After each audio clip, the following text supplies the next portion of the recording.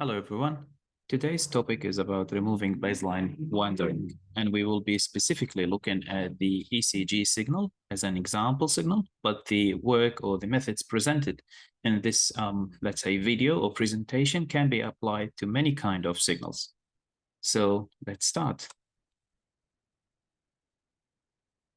First of all, what do we mean by baseline wandering? So baseline wander is a low frequency artifact in an ECG signal that often arises from factors like poor skin preparation, respiration, changes in electrodes impedance, and motion.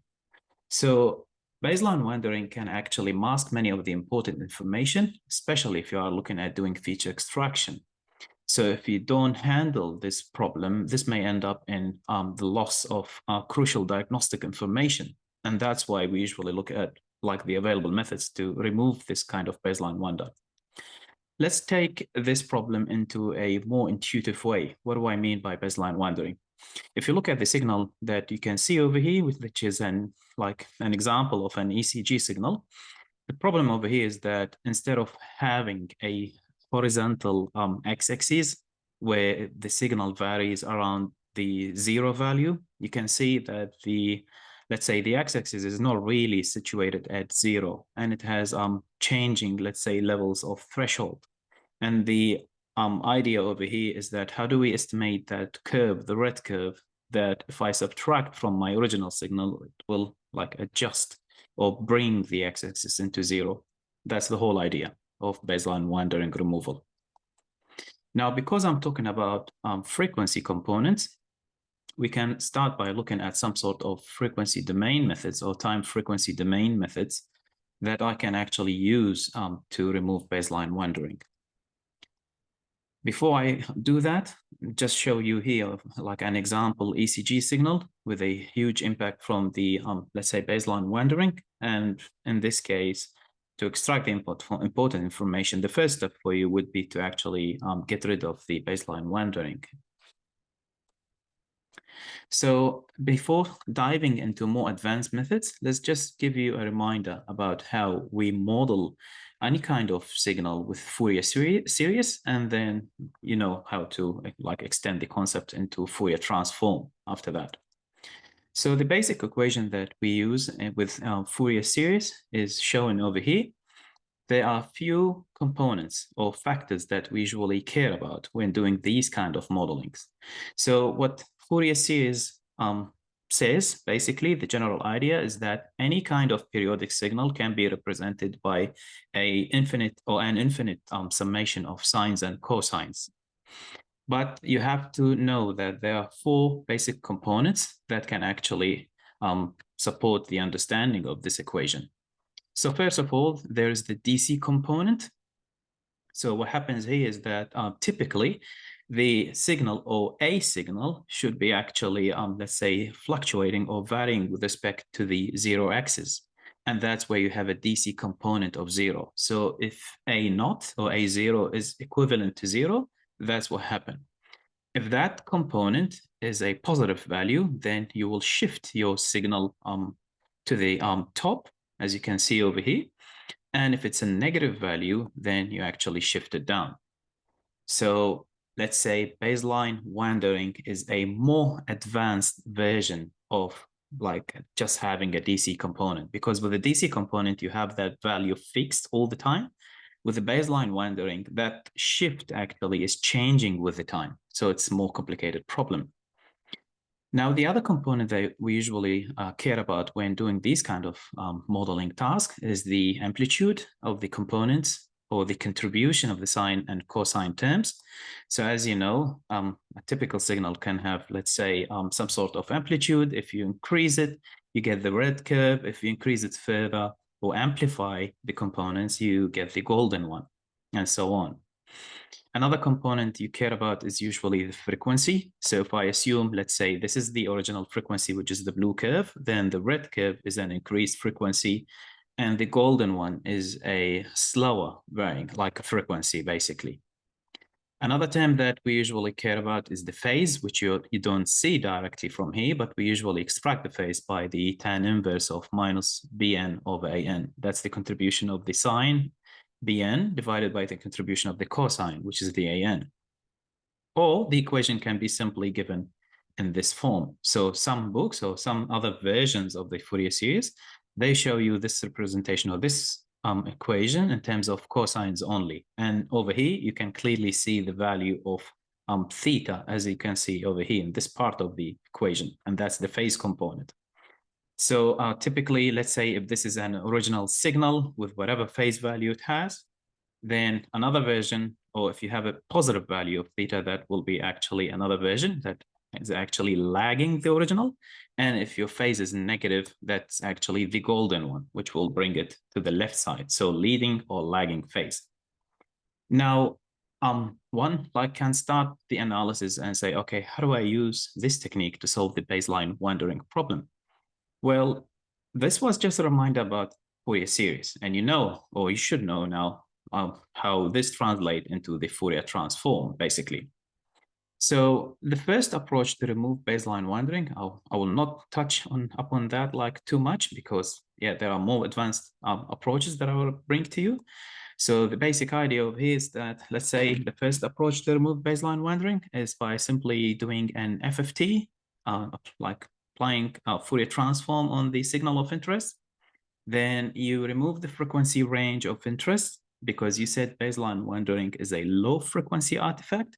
So basically what you can do over here is that you do an FFT, go to the power spectrum, kill these frequency components of interest, the low frequency components, and you should know what that range is, and I'm going to discuss it in a while, and then do an IFFT, which is the inverse fast Fourier transform. Now, this approach is not really recommended. The reason for that is that what you are doing here, if you remove or nullify some of the frequency component in the power spectrum side, you're actually applying a rectangular function over there. So multiplying the power spectrum by a rectangular function in the frequency domain means convolution with a sinc function in the time domain. So you know that multiplication in one domain translates to convolution in the other domain.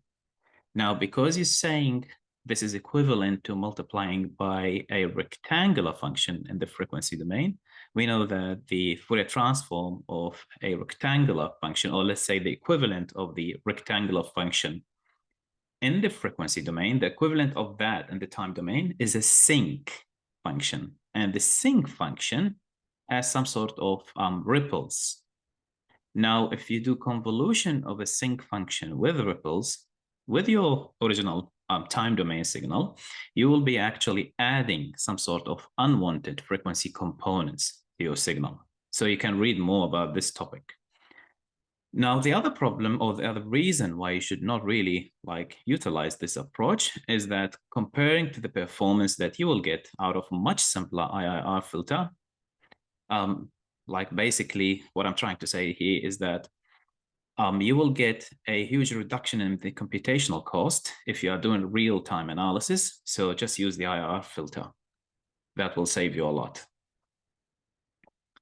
Now, what other approaches can I do? Because you said don't use the basically the FFT approach and the IFFT. So you can look at using classical filters. So the frequency range over here for these classical filters has been actually defined by the American Heart Association for diagnostics of electrocardiography for adults and other categories. So basically, the range of interest is typically defined as 0.05 to 150 hertz range, although this range can be extended for the high frequency component, the highest part can be extended up to 250 hertz in children. Now, the American Heart Association, the AHA document, also recommended that the lower frequency cutoff could be relaxed to 0.67 or below for linear digital filters with zero phase distortion. Now, there's a nice paper over there called Baseline Wander Removal Methods for ECG Signals, a comparative study. This paper actually compares a lot of the implementations of the classical filters, and it recommends a high-pass filter with a cutoff of 0.67 to be doing a good job in solving this problem. However, more recent publication they actually argue in that, let's say, the FFT approach or the classical approach will actually not be performing that well when the noise increases. And that means when the signal to noise ratio decreases.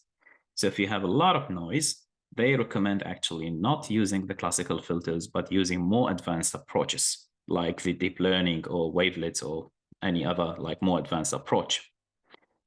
There's one example over here that I bring to you. This is an original signal, SEG, with baseline wandering, as you can see over here, by using a classical filter. In this case, it's an IIR filter. You can say that some of the baseline wandering has been, like the effect of the baseline wandering has been removed to some extent, but you can still see the noise in this signal.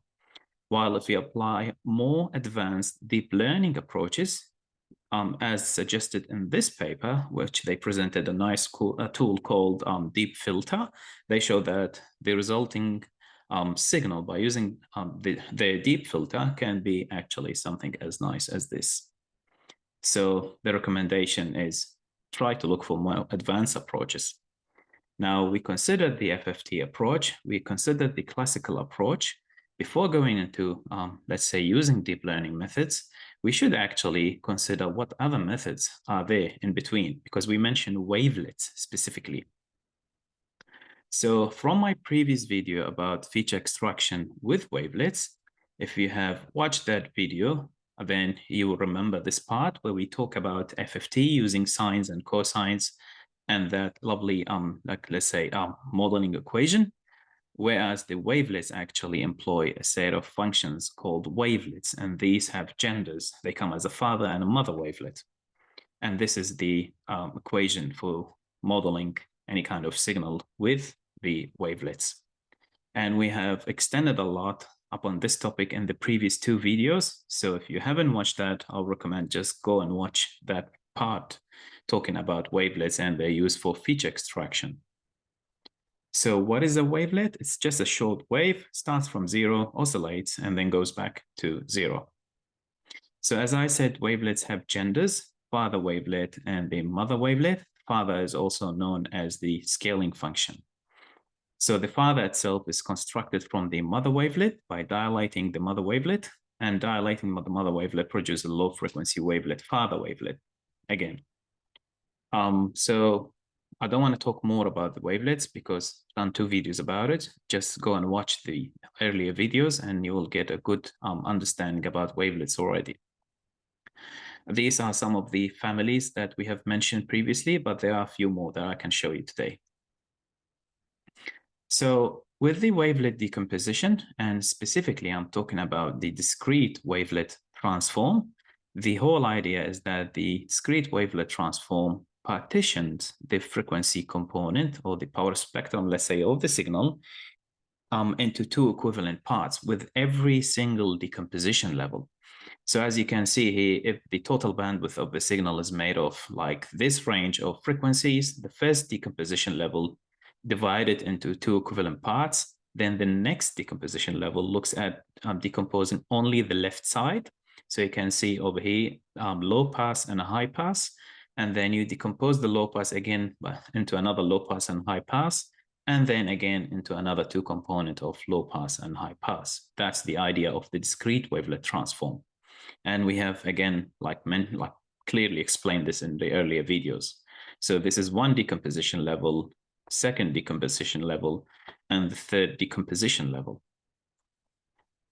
Now, how did we use this idea for feature extraction? Again, just to remind you, assuming that you have a sampling frequency of 256 hertz, this means that the highest frequency in your signal will be up to 128 hertz. So if you decompose your original signal into the first decomposition level by using the discrete wavelet transform with any sort of family of wavelets, you will get 2 parts, the low pass and the high pass components. And the first one will go from 0 to 64 hertz and 64 to 128. And then you decompose this into 2 components, 0 to 32 and 32 to 64. And you continue decomposing and dividing the frequency range of the original signal. However, at the same time, we also mentioned that while dividing the frequency range of interest into like these components, you are actually also shrinking down the size of the time series, original time series that you were looking at. So at every single node, as you keep going down, these will be shrinking down. So they get smaller and smaller. Now, we also like in the earlier video, we also gave an example about the use of the discrete wavelet transform for EEG feature extraction. And at the time, we mentioned that there are a few bands of interest for EEG signals, and these are the delta, theta, alpha, beta, gamma, as defined over here.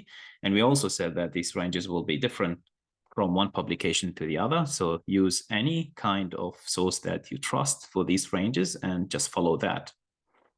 So the idea over here, if I want to use the discrete wavelet transform for feature extraction, all what I do is going through the terminal nodes. And by the terminal, I mean this one, and these ones.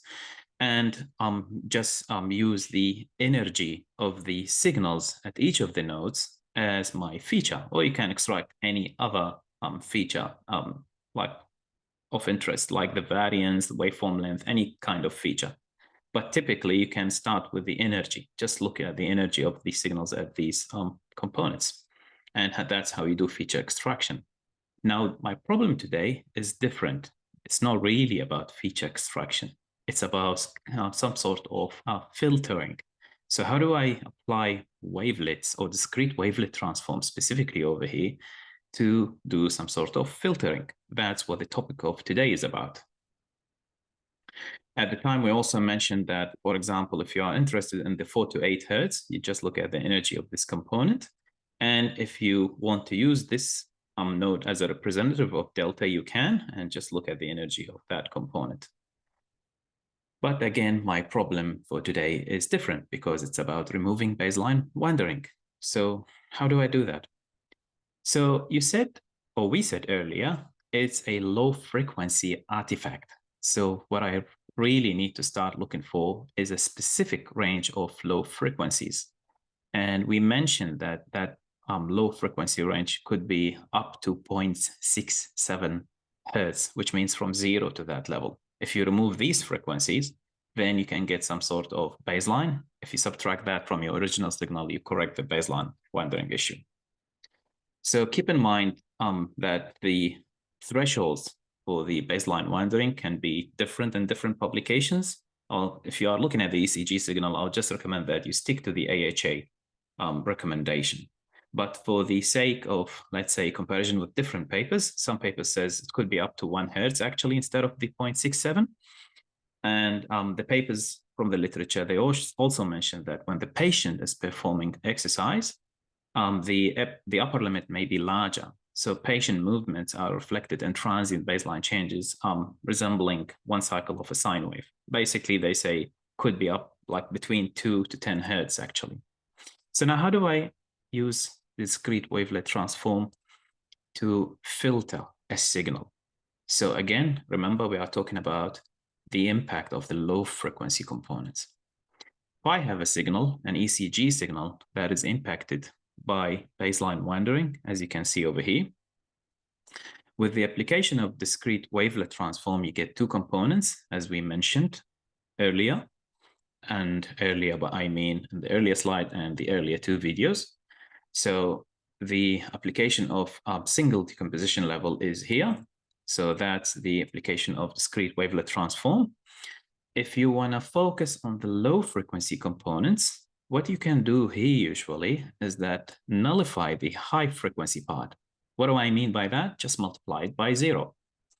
Multiply it by 0 and don't touch the low pass component. Leave it as it is. Do an inverse discrete wavelet transform and put the signal back to its original domain. So that's the application of IDWT, and what you get is the red curve, not the corrected. Be careful. So what I'm showing you here is the original signal, and what you get out of the process is the red curve. That's the baseline. And then you need to subtract that baseline that you estimated with the wavelet method from the original signal to get the baseline corrected version. Now, hang on. Before moving forward, we said that, like, let's say sampling frequency in my previous example was 256, and I mentioned that the highest frequency was 128 hertz. Do you really think that one decomposition level can actually help me to get rid of the low frequency components, which could be up to 1 hertz? Well, it depends on your sampling frequency, but in this case, if the highest frequency in your signal is 128 hertz, that means the first low-pass filter component will go from 0 to 64. And that high frequency component will go from 64 to 128. So if you nullify that, you still have a lot of frequencies that are not of interest in baseline wandering removal over here. So what you should have done is actually gone through another decomposition level and another. But how do you know how many of these do you need? Again, this is one example ECG signal. So the idea over here is that depending on the sampling frequency and the frequency ranges of interest that you have in your signal, you might be actually applying a multiple decomposition technique, so multiple decomposition levels. But then first question will be like, how do I know when to stop? How do I know, like, shall I just keep going doing decomposition? Should I have stopped over here maybe, or somewhere else, here, one of these? How do I know? So there is one paper that has a very nice approach, and this is not really a new paper, but a relatively old paper, but the approach is very nice. It's titled as a new robust wavelet-based algorithm for baseline wandering cancellation ECG signals that you can apply on many other kind of signals and test how good it works over there. So what they say, and I quote from the paper, that the stop point is the local minimum of the energy.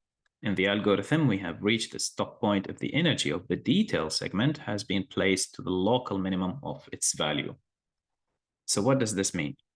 The approach that they have suggested is to look at the energy of the high frequency components, okay? Take the energy of each of these nodes, and that will be one value. Plot it for the different decomposition levels, and the moment you see a dip in that energy, like the moment you see the energy, it was high, high, high, then drop low, then high again. If this is the point where it dropped low, then you stop at that decomposition level. This is their suggestion as to when to stop decomposing. So it's very basic, very nice idea, but it works very nicely as well. I've tested it on different ECG signals actually, and it works very nicely. Now, how do I implement this? Well, basically, you have the libraries available in Python and in MATLAB. In Python, you can use PyWavelets. So you have PyWT, you just import it, and it's .dwt, and you apply it on any kind of signal that you have. These are some of the available families in PyWavelet. And then you need to know the inverse command, the PyWT.idwt, which means inverse discrete wavelet transform. Very easy. In terms of MATLAB, you also have the DWT command, also giving you the approximation and details, the low frequency part and the high frequency part. You have a set of families of wavelets, and you have the IDWT as well. So it's like kind of the same actually commands available on both sides. Use whichever you are happy with. A GitHub component that supports the earlier paper, and it shows how easy is the implementation of this whole idea. You just keep decomposing by using the PyWT.dwt. Keep decomposing your original signal, and as you can see, it's a while loop. And the only time when you break is when you find an energy dip, and that let's say low frequency part remaining over there. You take it and then you perform, let's say, a range of inverse discrete wavelet transform to get it back to the top level. And that's your red signal, which is the baseline. Subtract the red from the blue and you get the corrected version. Very nice idea, very simple, and it works very nicely as well. If you want more advanced approaches, there are other GitHub repos also available. And this is the deep filter that I mentioned earlier. They have very nice implementation using dilated convolutions. The approach, as you can expect, is a little bit more complicated than the wavelets and might be computationally more demanding than just by applying wavelets or classical filters. But then the results that they have shown in the paper is actually worth it. And what most of the deep learning-based approaches suggest in the literature nowadays, most of them say, don't go for the FFT, don't go for the classical methods. Use either the wavelet or the deep learning approaches, depending on how much you can sacrifice in terms of the computational costs. Why is that? Because most of the papers about deep learning, the use of deep learning for baseline wandering removal, they say that these methods, the deep learning approaches and the wavelets, can handle more noise, basically. So if you have more noisy signals, the classical approaches do not do well at all sometimes. And the wavelet approach and the deep learning approach can actually do much better when you have lower signal to noise ratios, which means that's when you have more noise. And specifically, the deep learning approaches are shown in many papers to be more robust against, let's say, more noise or higher level of noise. Another approach that you can apply using classical approaches, if you are just interested in counting rather than looking at the, let's say, morphology of the signal, you can use some sort of, let's say, a positive edge detection kind of filter, which is very simple. So the original ECG is the one in blue, and the modified one after this filtering step is the orange one. So just another approach you can apply. But the basic idea now, you have the FFT approach, you have the classical approach, you have the wavelet, and the wavelet is so simple. The whole idea is that keep decomposing until you know where you stop, and then go up in that, let's say, structure. Every time you nullify or remove the high frequency component, so remove all the high frequency component and just leave that one low frequency component and take it up. Perform a set of inverse discrete wavelet transforms, and that gives you the baseline. You subtract the two from each other, the baseline from the original signal, you get the corrected one, and that's it. Alternatively, if you need more robustness against noise, many of the recent papers are suggesting that you should use deep learning approaches. And there are many approaches. So depending on the architecture of the deep learning, I can actually discuss every single one of them. There are many of them, but that's where people are suggesting the use of deep learning when you have more noise. If you know that you are not expecting that much of noise, I would recommend actually use the wavelet approach, because computationally speaking, every single one of these deep convolutional neural network can be demanding in terms of memory. And if you are implementing something, let's say for a real-time platform, or let's say a platform that you don't have much of the computational capability within, then I would recommend, let's say, using wavelets or the classical approach. Alternatively, if you have a lot of memory available for you and computational power, you can use the deep learning approach. And that's it. Thank you very much.